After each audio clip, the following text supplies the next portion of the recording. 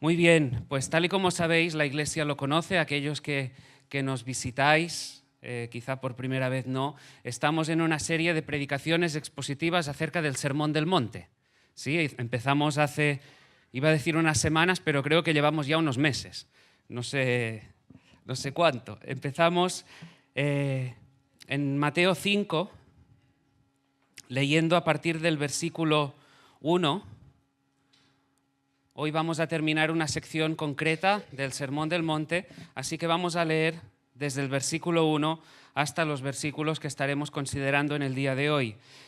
Dice así la palabra del Señor. Dice, viendo la multitud, subió al monte y sentándose vinieron a él sus discípulos.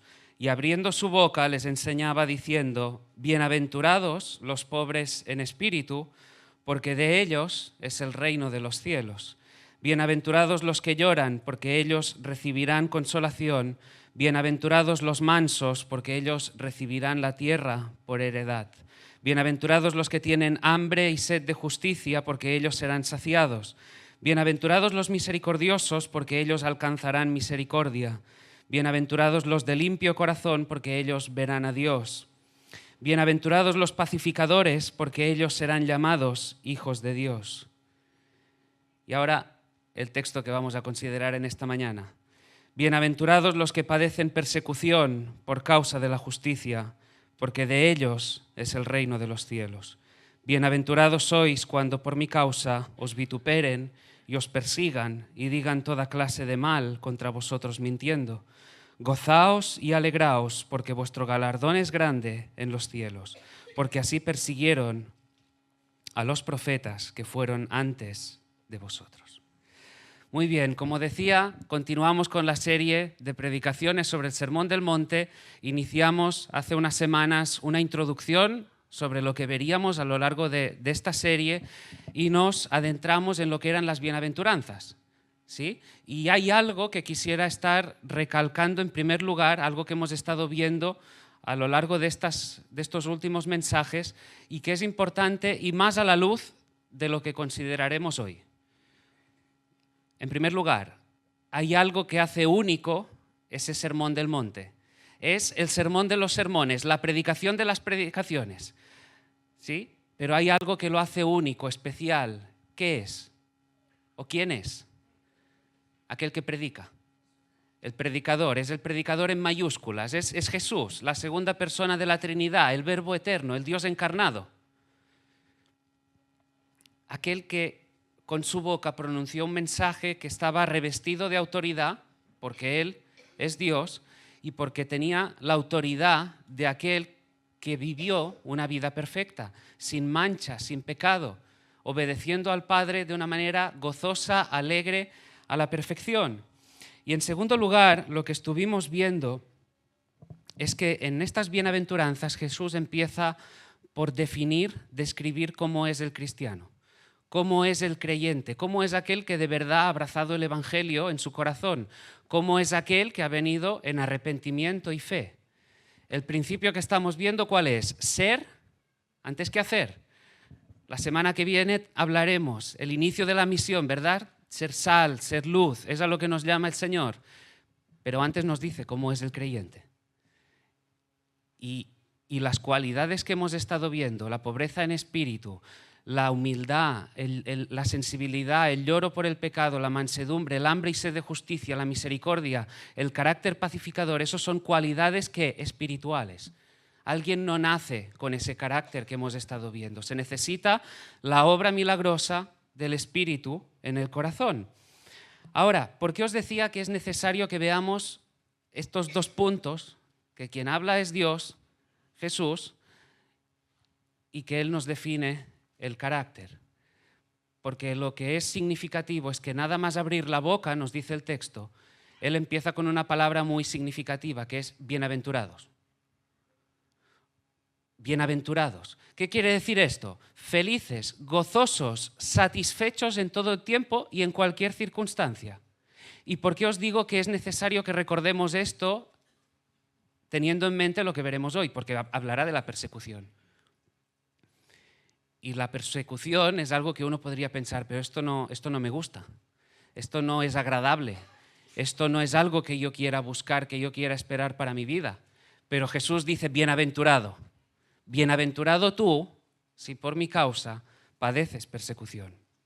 ¿Y por qué es necesario entender todo esto? Porque decíamos que Él es el Dios feliz, el Dios Macarios, aquel que desde la eternidad es feliz. En esa relación trinitaria, Padre, Hijo y Espíritu Santo gozan de una relación plenamente amorosa, feliz, donde se glorifican el uno al otro. Y no solo eso, sino que nos invitan, nos llevan a nosotros a participar de esa fiesta trinitaria. Según estuvimos viendo cuando empezamos, el Señor nos creó con un deseo de felicidad. Todos los que estamos aquí queremos ser felices. No hay nadie aquí que no quiera ser feliz. Lo que pasa es que todo aquello que era perfecto, cuando Él creó al hombre y la mujer, los puso en el huerto del Edén, en ese lugar de delicia, decíamos, hubo un momento en que todo cambió. Cuando nuestros primeros padres, Adán y Eva, sucumbieron a la mentira del diablo, todo se resquebrajó, se truncó. La comunión íntima que había con el Señor se rompió. Gracias a Dios que Él prometió. Hay esa promesa madre en el mismo libro de Génesis que promete la venida de un Salvador. Pero a partir de ahí todo se truncó. Y vemos como hombres y mujeres han andado a lo largo de la historia, andan hoy corriendo de un sitio al otro en busca de la felicidad. Eso es lo que estábamos viendo. Y sin embargo, el gozo pleno, la satisfacción verdadera, ese estado de felicidad total, absoluto, del que el Señor nos está hablando en todo tiempo, en cualquier circunstancia, solo lo puedes experimentar si estás en Cristo. Solo puedes experimentar esa felicidad verdadera si estás en Él. Todo lo demás puede que te esté satisfaciendo, sea tu economía, sea tu trabajo, sea tu familia. Son cosas buenísimas, por supuesto, bendiciones del Señor. Pero no podemos depositar nuestra esperanza en eso porque es temporal. Es temporal. Sin embargo, hay alguien que es eterno y que promete una esperanza eterna. Ahora, lo que hemos estado viendo a lo largo de estas bienaventuranzas es que se trata de dos mensajes opuestos, el del mundo y el de Cristo. Son dos mensajes, dos sistemas de valores que se contraponen, que chocan, que no van de la mano. Al mundo no le hables de que la felicidad está en reconocer la necesidad de otro, en ese caso en mayúsculas. No le hables de la necesidad de ser humildes, de la misericordia, de buscar la paz, la justicia, la pureza de corazón, tener ese carácter pacificador. El mensaje del mundo más bien es, si tú quieres ser feliz, apáñatelas tú, busca lo tuyo, no te sacrifiques por los demás, no te involucres. ¿Por qué enredarte con el problema que pueda estar teniendo el hermano? Oye, sé tú, vive lo tuyo, sé con todas tus capacidades, con todo lo que hay a tu alrededor, trata de encumbrarte, de hacerte un hombre, esto te dará la felicidad. Sin embargo, como decíamos antes, solo el Señor puede dar la felicidad plena. Y Él, el que es el Dios feliz, aquel que en realidad y de una manera autoritaria, veraz, real, puede hablarnos de la felicidad, nos dice, bienaventurado eres, feliz, gozoso, cuando reconoces tu pequeñez. Cuando reconoces que eres muy pequeño, muy débil ante el Dios santo, ante el alto, el sublime, el majestuoso, el todopoderoso, el omnipotente, el omnisciente, tú eres pequeño.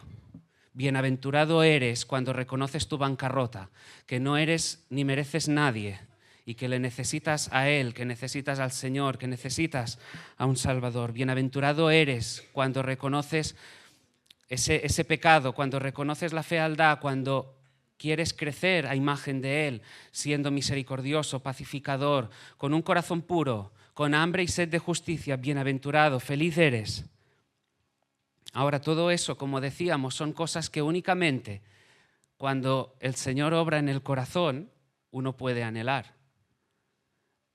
Si salimos de ahí fuera predicando este mensaje, nos vamos a llevar la risa de muchos, ¿no? Pero es algo, es un anhelo, es un deseo de forma de ser que el creyente tiene cuando en verdad el Señor ha obrado en su corazón.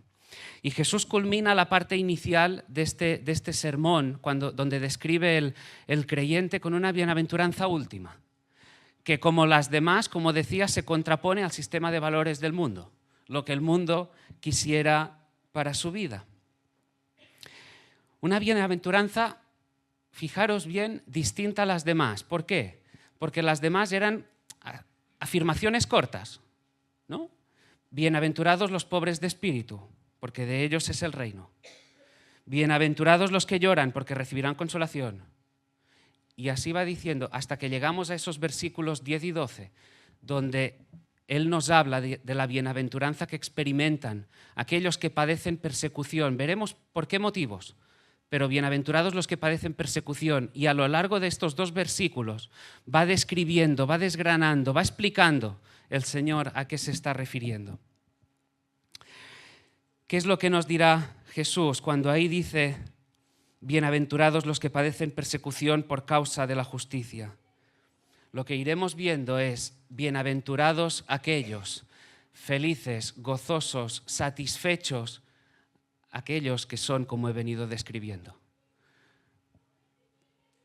Padecerán persecución por ser como acabo de describir, por ser esos pobres de espíritu, por ser esos que lloran por el pecado, por ser los mansos, los misericordiosos, los que tienen hambre y sed de justicia, los que son de corazón limpio, puro, los que son pacificadores. Estos, los que están andando en su vida buscando crecer a la imagen de Jesús, esos sufrirán persecución. Pero nos dice, bienaventurados sois, porque vuestro es el reino de los cielos. La realidad de la persecución en la vida cristiana.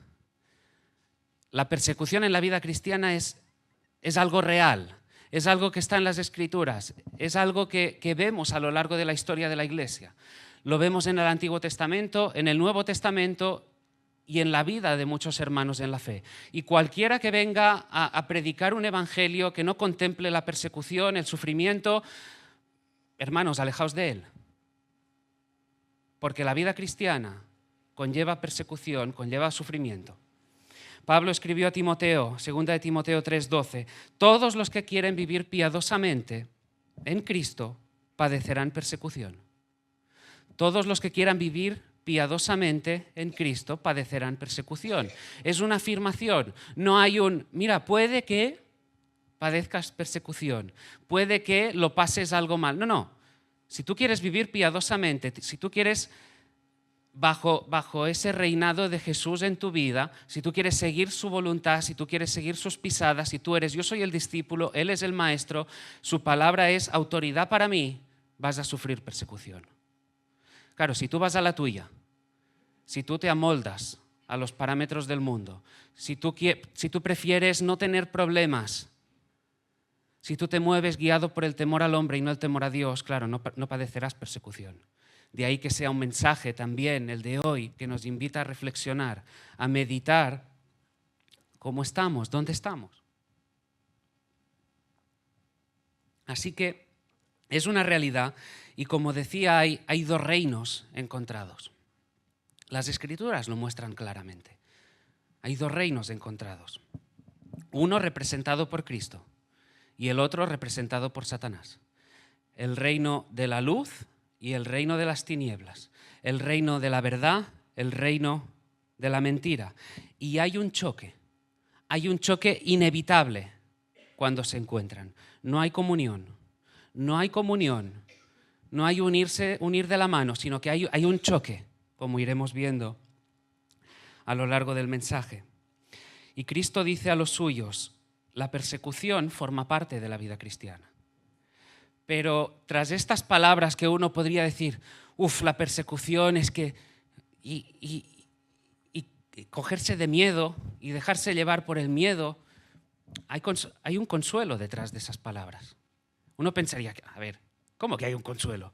¿Dónde está el consuelo? Que me hables de persecución y ¿dónde está el consuelo, la alegría, la esperanza? El consuelo es que quizá padeces persecución, pero estás siguiendo los pasos de Jesús. Estás siguiendo su voluntad. Tuyo es el reino de los cielos.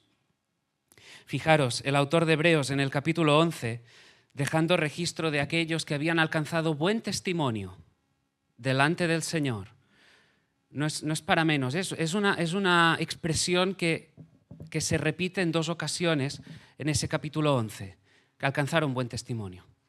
Es decir, que fueron fieles al Señor, que quizá experimentaban múltiples circunstancias, pero su mirada estaba puesta en el Señor, y ellos son nuestros testigos para nosotros hoy en la vida, en la carrera que tenemos por delante.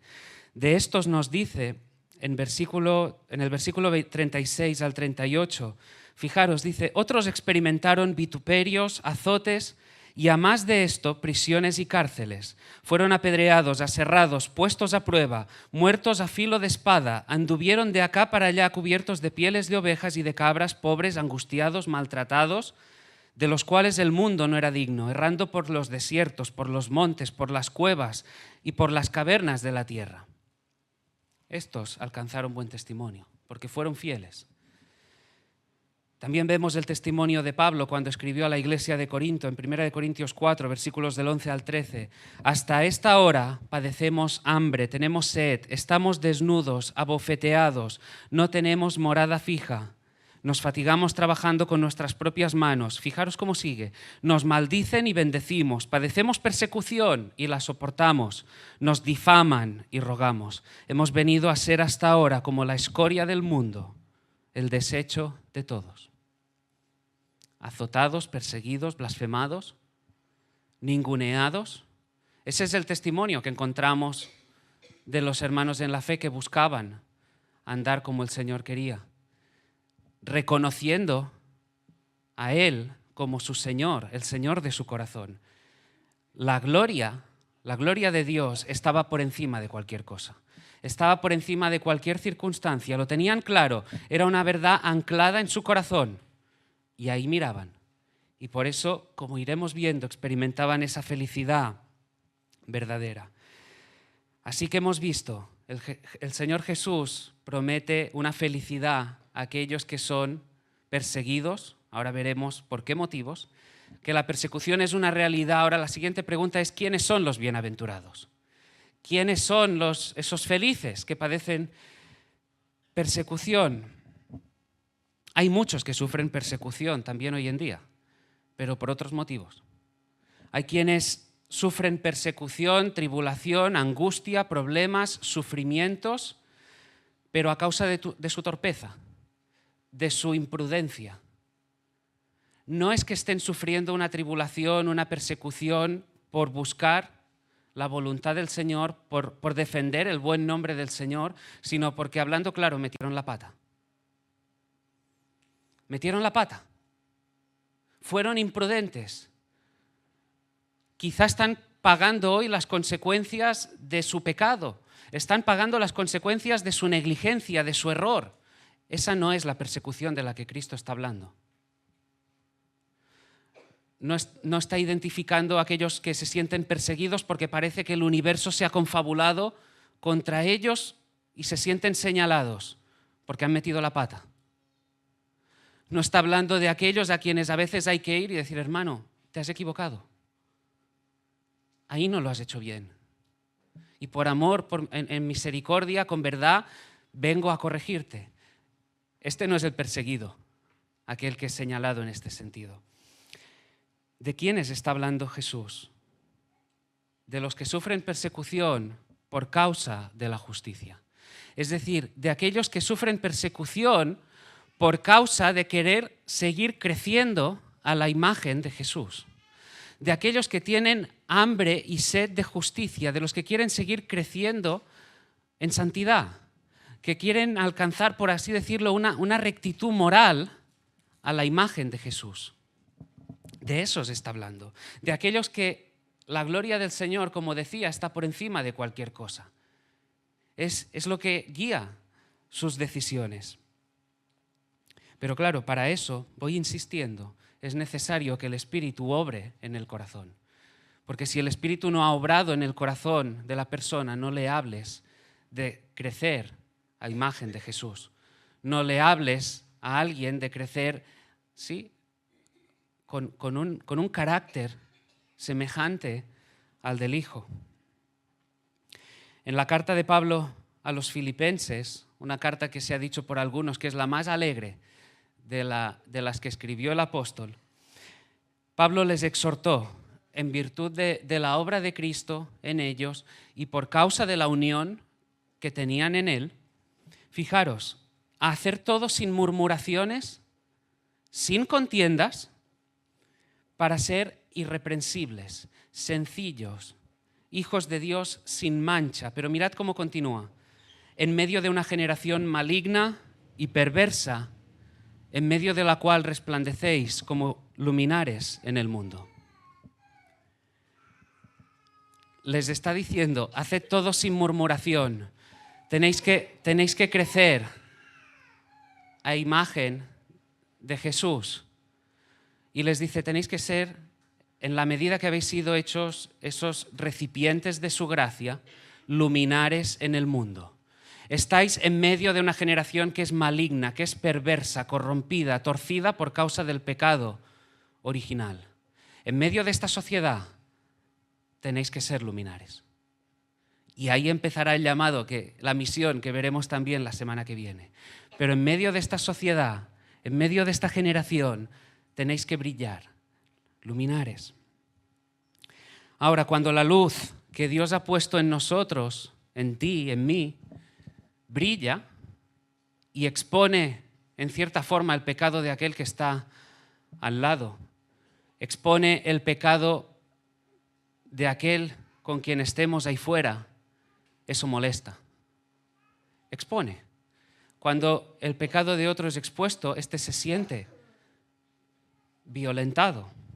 Cuando la verdad de Cristo que hay en nosotros es predicada, es enseñada, es vivida, eso irrita. Irrita a aquellos que no están en Cristo. Irrita.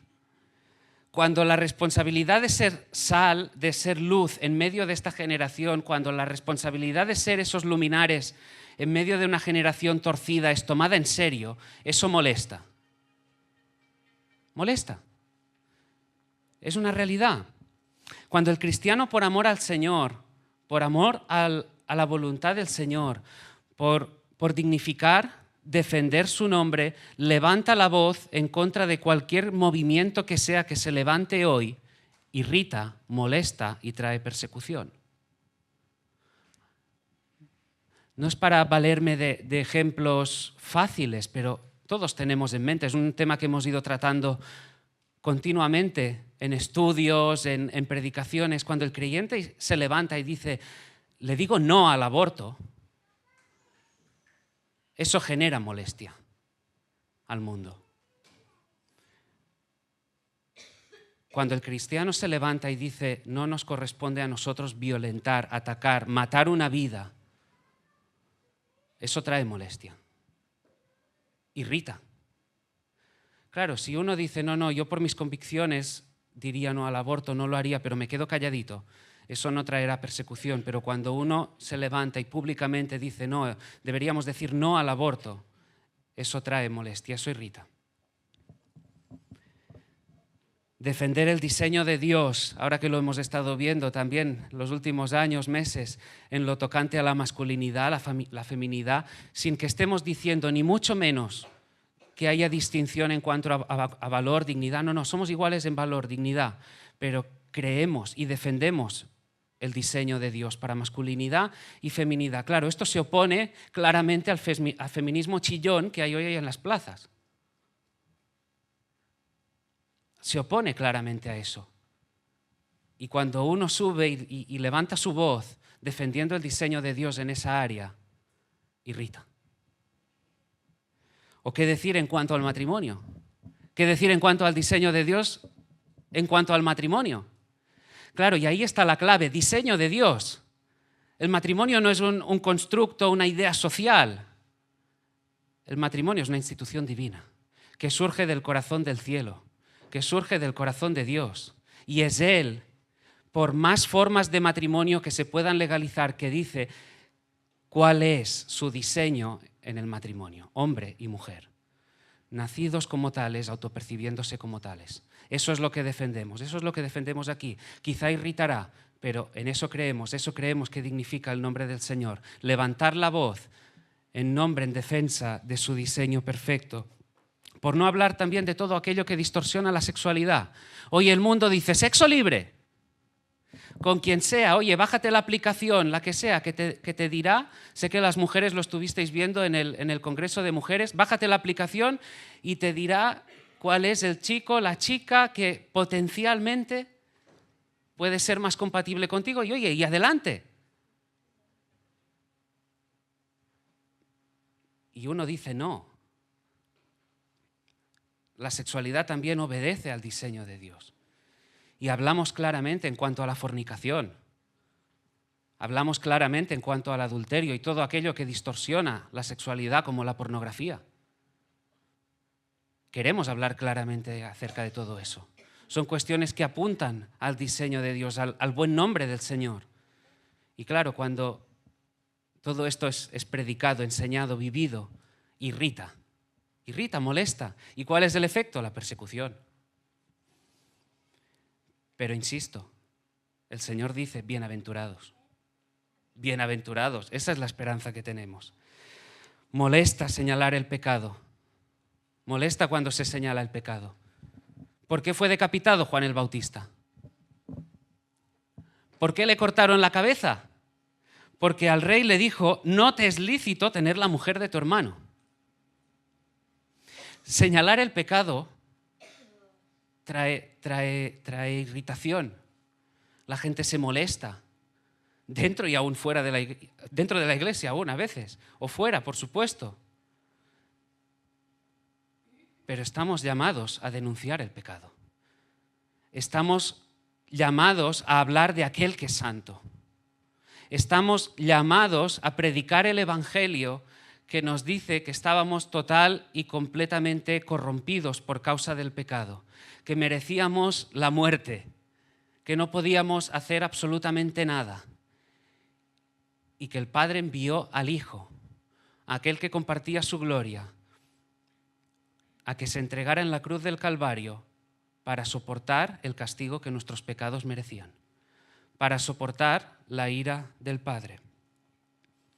Cristo denunció a los fariseos del momento. ¿Y qué pasó? Fue llevado a la cruz. Persecución. Así que, como estamos viendo, hay dos reinos, el del mundo, el de Cristo. John Stott dijo, la persecución es simplemente el choque entre dos sistemas de valores irreconciliables. Cuando esos dos reinos se encuentran, ese choque produce calor, fricción, persecución.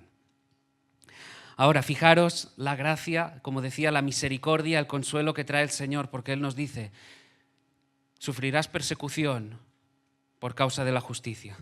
Sufrirás persecución por mí, pero bienaventurado eres, feliz. Y el siguiente versículo, el 11, dice, bienaventurados sois, aún lo vuelve a enfatizar, cuando por mi causa, no por tu torpeza, no por tu pecado, no por tu irresponsabilidad, no, cuando por mi causa os vituperen y os persigan y digan toda clase de mal contra vosotros mintiendo. Una vez más, Jesús lo recalca, por mi causa. Abel no le predicó a Caín, no le predicó, pero su vida justa, el hecho de entregar un sacrificio aprobado por el Señor, vino a ser como un reproche constante para su hermano que finalmente lo mató. Moisés, ¿qué ocurrió con Moisés? Eligió identificarse con su pueblo antes que hacerlo con la sociedad pagana de Egipto y pagó un gran precio. David fue perseguido por Saúl. Daniel también fue perseguido. O qué decir, por ejemplo, de Jeremías, Ezequiel, profetas que fueron también perseguidos. Jesús fue perseguido, los apóstoles fueron perseguidos, la iglesia del primer siglo fue perseguida. Hoy hay persecución. Mirad, encontré unas estadísticas, unos números del año 2023, donde dice que se considera que hay un mínimo de 76 países en los cuales hay persecución. De estos 76 países, 11 han alcanzado el grado máximo de persecución severa. Se considera que el número de creyentes perseguidos hoy, no te hablo de antaño, hoy es de 360 millones. Dentro de ese número se incluyen 5.259 cristianos secuestrados o desaparecidos. Otros tantos, 5.621, fueron asesinados por su fe. Son unos datos no de la historia, sino del 2023. La persecución es y ha sido una realidad a lo largo de la historia de la Iglesia. Y como decíamos, como nos muestra el versículo, puede ser física o verbal. Física, a través, como hemos leído, nos dejaron testimonio, azotes, encarcelamientos, hogueras, fosos, conductas realmente atroces. Y en este sentido os invito a buscar en biografías de hermanos en la fe que nos han precedido en la historia, que podamos ver qué es lo que experimentaron y cómo lo vivieron. Qué es lo que entendían, cuál era la esperanza que había en su corazón y cómo afrontaban en base a eso esta situación. Pero puede ser también verbal. Nos habla aquí de vituperios. ¿Qué es eso? En el original transmite la idea de injuriar, reprochar, acusar gravemente, para que nos entendamos, lanzarlo a la cara, deshonrar, humillar, lanzar palabras abusivas a la cara de alguien. Ser un hijo de Dios implica atraer esa clase de injurias. Ser un hijo de Dios y levantarse en defensa del nombre del Señor en cualquier área, lo que sea, el motivo que sea, puede que traiga esa clase de injurias. O digan toda clase de mal, nos dice el texto, contra nosotros mintiendo. ¿A qué se está refiriendo? A falsas acusaciones. A falsas acusaciones. Que hablen mal de nosotros a nuestras espaldas, por la espalda, mintiendo.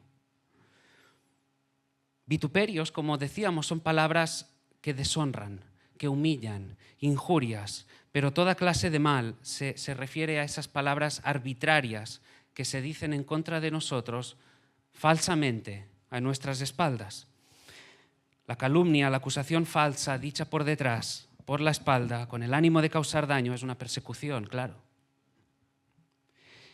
Muchos tratarán de dañar nuestra reputación actuando de esa forma, con esas ofensas, con esas injurias, pero también a veces, ¿verdad?, a través de chistes fáciles, de esas burlitas que a veces puede que se experimenten en el colegio, en el instituto, cuando uno dice, no, yo es que no participo de eso porque, ¿verdad? Y los jóvenes a veces ya han tenido que enfrentar situaciones de este tipo, pero chavales, bienaventurados. Es un mensaje para todos. Es un mensaje para todos, desde pequeños hasta los adultos. En el trabajo, cuando el jefe, el compañero de trabajo te invite a falsear quizá un documento, a actuar de manera irresponsable, delictiva quizá en lo económico, y tú tengas que decir no, por causa de tu amor al Señor, por causa de la obra que Él ha hecho en ti. Sí, puede que seas señalado, puede que seas burlado, pero bienaventurado eres, bienaventurado. Ahora, después de haber visto que la persecución es una realidad, ¿quiénes son los bienaventurados? Quiero que nos detengamos en el tiempo que tenemos por delante a ver cuál es la actitud que deberíamos tener ante la persecución.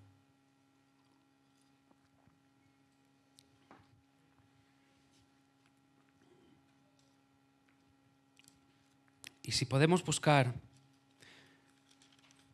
en Filipenses 1:29. Como decía antes, el mensaje de Jesús podía ser, bueno, es en un sentido contracultural, pero fijaros qué dice Pablo. Porque a vosotros os es concedido a causa de Cristo, no solo que creáis en Él, sino también que padezcáis por Él. Fijaros, les dice, os es concedido. Es algo que viene de gracia. La fe es algo que se recibe por gracia, un regalo del Señor. Se os es concedido que creáis, es un regalo. Ahora también se os es concedido, también forma parte de la persecución, de la gracia del Señor, que sufráis por causa de Él. Tanto el hecho de creer como el hecho de sufrir persecución por causa de Él es algo que nos es concedido. Es algo que viene, que forma parte de la gracia. Entonces, ¿cuál debería ser nuestra actitud en medio de todo esto? Porque si atendemos a las palabras de Jesús, si queremos realmente seguir lo que Él nos dice, sus dictados, sus palabras, Jesús habla de tolerar la persecución. Jesús habla de resignarse ante la persecución. Jesús habla de enfadarse ante aquellos que nos injurian, que nos calumnian, que hablan a nuestras espaldas de una manera falsa. Nos está diciendo Jesús, vuelve la burla a aquellos que se están burlando de ti, a aquellos que están mintiendo acerca de ti. ¿Está diciendo algo de todo esto? Ni mucho menos, ni mucho menos. Fijaros que dice, gozaos y alegraos. Gozaos y alegraos. Continuará diciendo, porque vuestro galardón es grande. Pero lo que Jesús dice, gózate y alégrate. Y eso, hermanos, es un mandato. Ahí Jesús no te está dando una posibilidad, no te está dando una alternativa.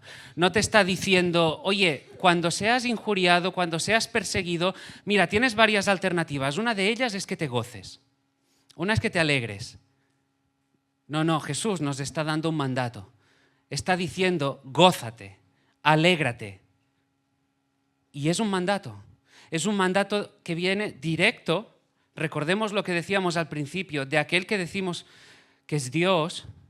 Dios nos está diciendo, gózate y alégrate cuando experimentes esa persecución. La palabra traducida aquí es agallao, que ¿sabéis lo que significa? ¿Sabéis lo que quiere decir? Quiere decir exaltar, regocijarse en gran manera. El significado literal de la expresión es brincar y saltar con entusiasmo y felicidad. Brincar y saltar con entusiasmo y felicidad. ¿Esa es una reacción natural cuando se habla de la persecución? En absoluto. Por eso, si le hablas al incrédulo de que se goce y que se alegre en la persecución, le estás pidiendo un imposible.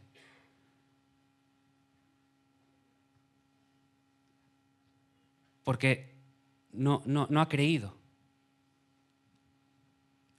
El Señor no está en él.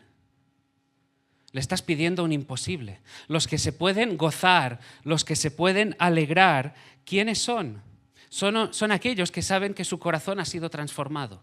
Son aquellos que saben que su corazón de piedra ha sido transformado por un corazón de carne. Son aquellos que saben que se les ha dado y otorgado una salvación que es gloriosa, que es inmensa. Son aquellos cuyos valores, cuyos ideales buscan la gloria del Señor, cuyas decisiones, sus hechos buscan la gloria del Señor. Y saben que si sufren persecución por estar buscando lo que el Señor quiere, por seguir su voluntad, por seguir sus pisadas, por defender su buen nombre, cueste lo que cueste, pueden experimentar el gozo y pueden experimentar la alegría. Pero claro, para eso debemos prepararnos. Es un área en la que debemos seguir creciendo.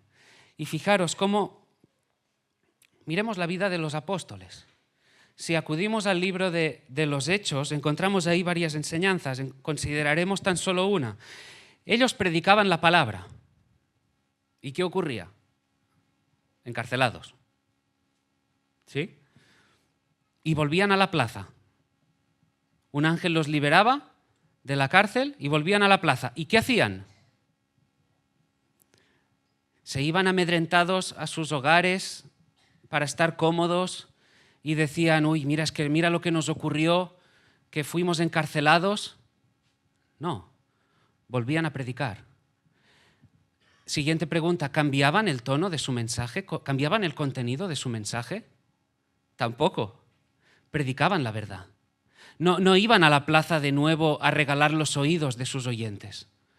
No iban a decir, bueno, a ver qué es lo que les puede gustar, con qué se pueden sentir cómodos, tranquilitos.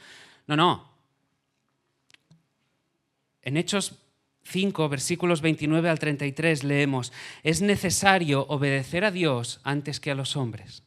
El Dios de nuestros padres levantó a Jesús, a quien vosotros matasteis colgándole en un madero. A este Dios ha exaltado con su diestra por príncipe y salvador, para dar a Israel arrepentimiento y perdón de pecados.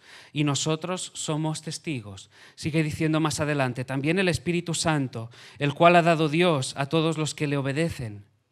Ellos, oyendo esto, se enfurecían y querían matarlos. Querían matarlos. Los apóstoles sabían que el mensaje predicado traería oposición, pero sabían que era necesario obedecer a Dios antes que a los hombres. E iban a predicar la verdad. Iban a predicar lo que se les había enseñado, la verdad que habían recibido en el corazón, el evangelio que habían abrazado. Iban a predicar de la obra de la que habían sido testigos. En definitiva, esos apóstoles que predicaban, los mandaban a la cárcel, eran liberados y volvían a predicar, ¿qué estaban haciendo? Vivían el sermón del monte. Vivían el sermón del monte. Padecían persecución, pero se gozaban y alegraban. Y diréis, bueno, ¿y cómo sabes eso? Bueno, tan solo es necesario leer lo que sigue diciendo el texto, porque nos dice que un doctor de la ley, Gamaliel, dijo a los demás, dejadlos ir, porque mirad, si la obra es de los hombres, eso se desvanece, eso se acaba pronto. Pero como esto sea de Dios, nadie lo para. Como esto sea de Dios, nadie lo para. Entonces soltaron los apóstoles, eso sí, los azotaron de nuevo. Pero luego leemos en el versículo 41, salieron de la presencia del concilio gozosos de haber sido dignos de padecer afrenta por causa del nombre. Y todos los días en el templo y por las casas no cesaban de enseñar y predicar de Jesucristo. Esa es la enseñanza, esa es la actitud de la que se nos testifica en las Escrituras. Esa es la actitud de aquellos que alcanzaron buen testimonio, de los que fueron fieles, de los que obedecían al Señor, de los que buscaban. Cometían errores, sí. Las Escrituras también nos sirven para ver errores que cometieron hermanos en la fe, que creían, personas que habían sido salvadas, y nos sirve para que podamos aprender también nosotros en nuestros errores. Pero algo que se repite en Lucas 21:17, seréis aborrecidos de todos por causa de mi nombre. Ahora, ¿qué más decir en cuanto a la forma de afrontar la persecución? ¿Cuál debe ser la convicción que haya en nuestro corazón bíblicamente hablando? Porque aquí no se trata de predicar un mensaje motivacional. Queremos acudir a las Escrituras, queremos ver qué es lo que la Biblia nos enseña para que nuestro corazón esté firme, anclado en la verdad. ¿Cuál debe ser la convicción? ¿Cuál es la esperanza que podemos tener? Porque el creyente tiene una esperanza. El creyente tiene una esperanza que es real, que se nos ha prometido, no por cualquiera, sino por el Señor. Por el que gobierna sobre todas las cosas y que nos la garantiza. En alguna ocasión hemos considerado en los últimos mensajes la vida de Job, y quisiera que considerásemos de nuevo, de manera muy breve, el testimonio que encontramos ahí. Hay un diálogo, ¿verdad? Nada más iniciar el libro entre Dios y Satanás. Hay un diálogo donde vemos que Satanás está muy molesto por cómo se sienten los hijos de Dios cuando están bien. Lo vemos por el sarcasmo en las palabras de Satanás, en su forma de expresarse. ¿Qué es lo que le dice a Dios? Le dice, ¿acaso teme Job a Dios de balde? Le viene a decir, ¿acaso te teme porque sí? Mira todo lo que le has dado. Mira todas sus propiedades, mira todos sus bienes, con todo lo que has cercado su propiedad. Mira la esposa, los hijos, las hijas, los siervos, todo lo que le has dado. ¿Cómo no te va a temer? Satanás no cree que los hijos de Dios puedan bendecir al Señor en medio de la aflicción o de la persecución. Y sabe que si hay forma de desanimarte, si hay forma de tocarte, de hacerte caer, puede desacreditar la fe cristiana. Pero escuché a alguien que explicaba de la siguiente manera esa escena. Y decía, ahí vemos a Dios aceptando, en cierta forma, si me permitís así decirlo, el desafío. Porque Dios sabe que su poder se perfecciona en la debilidad. Dios sabe que su poder se perfecciona en la debilidad y que Él obra en medio de la aflicción, Él obra en medio de la persecución y en medio del sufrimiento. Así que Dios le dice a Satanás, mira, todo lo que Job tiene es tuyo. Ahí lo tienes. Toca lo que quieras, menos su vida. Sabemos cómo continúa la historia, ¿verdad? Perdería sus bienes, todos sus siervos serían muertos, también sus hijos, sus hijas, todo sería devastado. Pero a pesar de eso, nos dice la palabra que con todo eso, Job no pecó, no atribuyó a Dios despropósito alguno. A pesar de haber perdido todo en un instante, a pesar de que vio como todo lo que tenía desaparecía, con todo eso no atribuyó a Dios despropósito alguno. Dios permitió a Satanás tocar lo que Job tenía, como también nos puede tocar a cualquiera de los que estamos aquí. Te puede tocar a ti, me puede tocar a mí. Puede tocar cualquier cosa que sea lo que tengas. Pero mira, es como si el Señor dijera, está bien, tómalo, pero cuando hayas terminado, cuando tú hayas terminado, yo te voy a mostrar que yo voy a sacar lo mejor de él. Llénalo de tribulación, llénalo de angustia, llénalo de sufrimiento, mételo en el horno de la aflicción, que yo voy a sacar lo mejor de mi hijo, de mi hija. Yo voy a sacar lo mejor de aquel que yo escogí desde la eternidad pasada. Voy a sacar lo mejor de aquel a quien ordené, llamé para vida eterna, para formar parte de un redil especial, a formar a mi escogido, porque yo voy a formar a través del sufrimiento el carácter de mi hijo. Eso es lo que Dios dice. Y Jesús sigue diciendo en este sermón, dice, vuestro galardón es grande en los cielos, porque así persiguieron a los profetas que fueron antes de vosotros. Dice, grande es vuestra recompensa.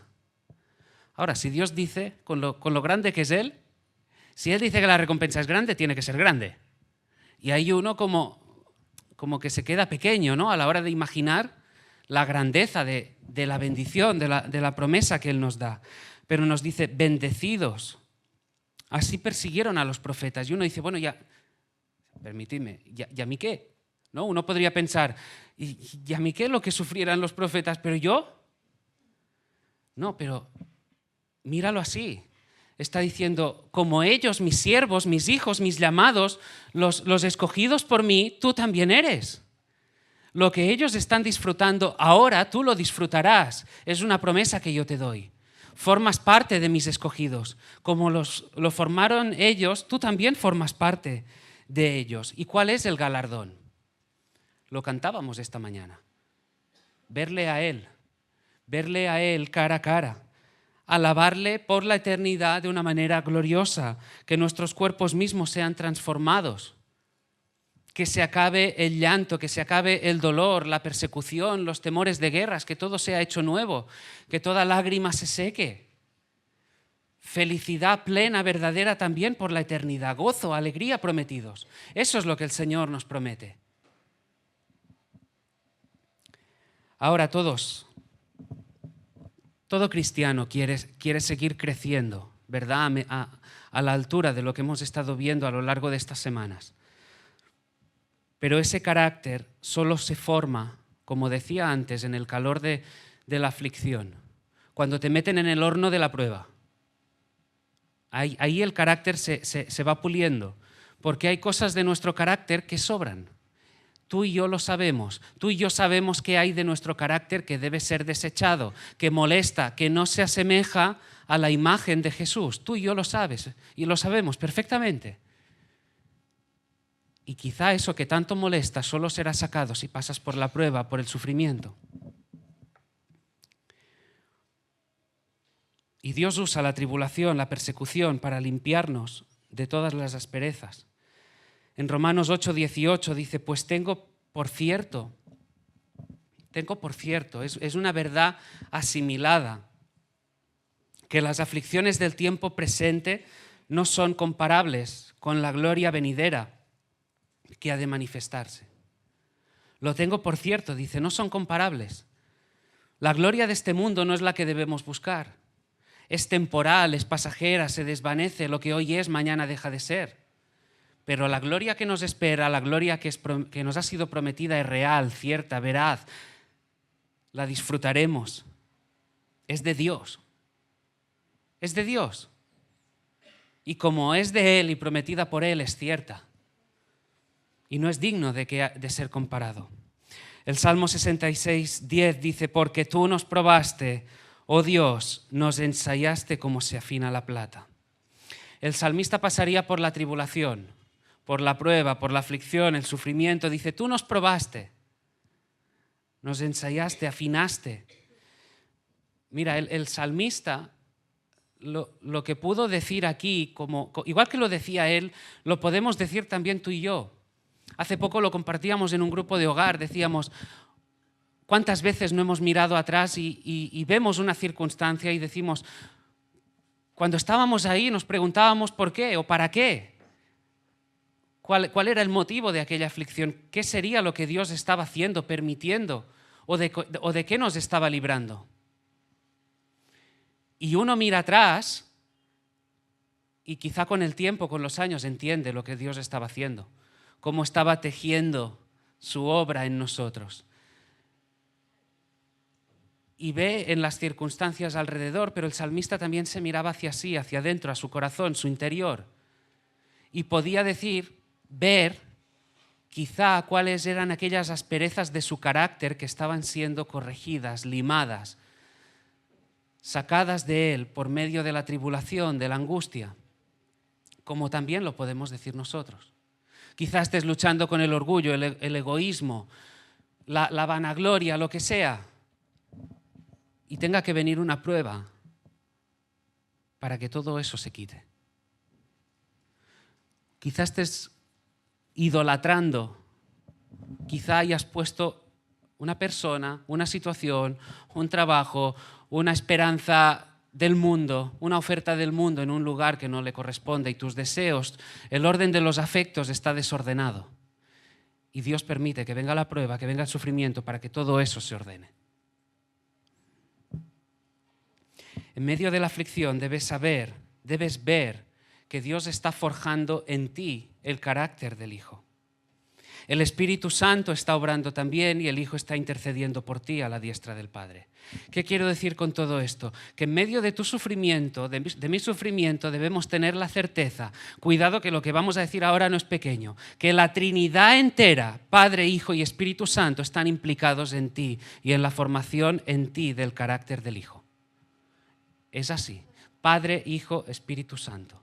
El alto, el sublime, implicado en ti, en tu corazón.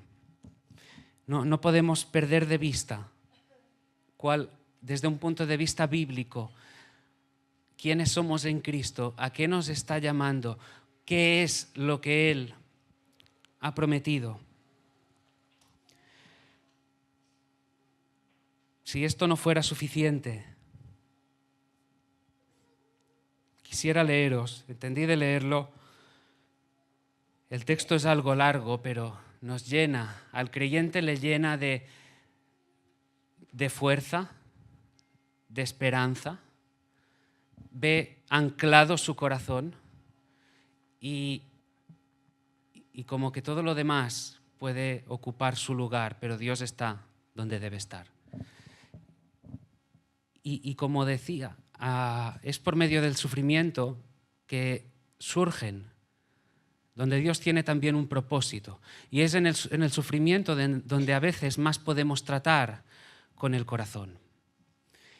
Y hace poco a alguien le tenía que recordar, a alguien pasando por una situación compleja de sufrimiento, de mucha oposición,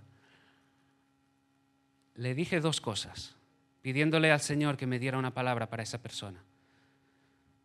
En primer lugar, leyendo en la lectura diaria en Isaías, me topé aquel día que le pedí al Señor con un versículo que decía: ¿tú quién eres para temer al hombre? Yo soy el Dios que consuela. Y a la persona le pude decir: el Señor dice, ¿tú quién eres para temer al hombre? Cuando yo soy el Dios que consuela. Él es el Dios que consuela en medio del sufrimiento, pero además le decía, pero mira, entiendo de decirte algo más, y algo que digo también a la iglesia. Romanos 8:28 en adelante. Y sabemos, lo sabemos, ahí el creyente no tiene duda alguna, ahí no tenemos dificultad, y sabemos que a los que aman a Dios todas las cosas les ayudan a bien. ¿A quiénes? A los que conforme a su propósito son llamados. A los que conforme a su propósito son llamados. A los que aman a Dios. Porque a los que antes conoció, los predestinó para que fuesen hechos conformes a la imagen del Hijo. Ese es el bien, ese es el propósito último, que seamos conformados a la imagen del Hijo. Ahí está anclado el corazón del creyente. En esos versículos, en lo que sigue a continuación, ahí el corazón está anclado. ¿Por qué? Porque dice, a los que predestinó, a los que llamó, a los que justificó, a los que glorificó. Eso ya lo hizo en un sentido en la eternidad pasada. Ya nos conoció, nos ordenó, nos llamó para vida eterna. ¿Qué pues diremos a esto?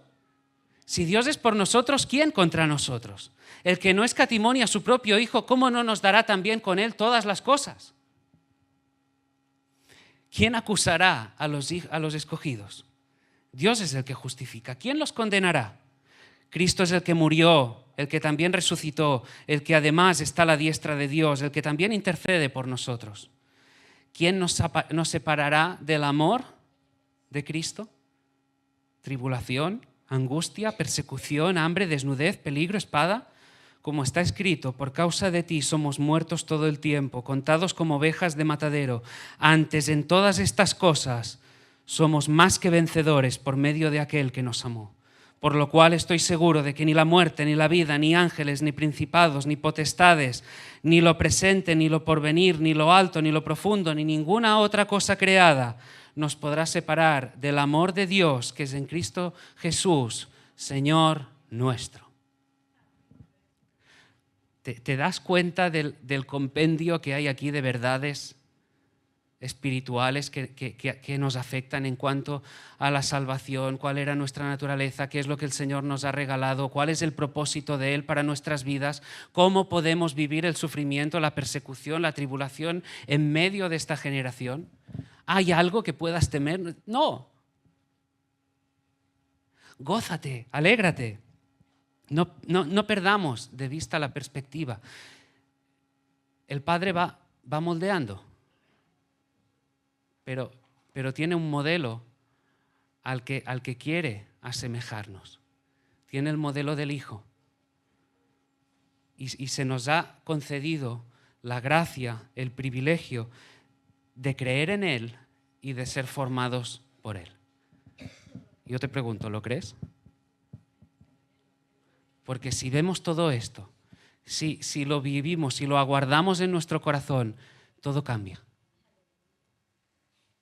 Todo cambia. Ahora, quizá hay algunos aquí que claro, dicen yo no tengo esa esperanza. Bien, el Señor dice, arrepentíos y creed. Es lo que el Señor dice. Arrepiéntete de tu pecado, arrepiéntete de lo que hay en tu corazón y cree en Él como Señor, como Salvador, ambas cosas, como Señor y como Salvador, ambas cosas. Y si se lo pides, si lo concede, tú formas parte de esos bienaventurados, tuyo es el reino. Amén.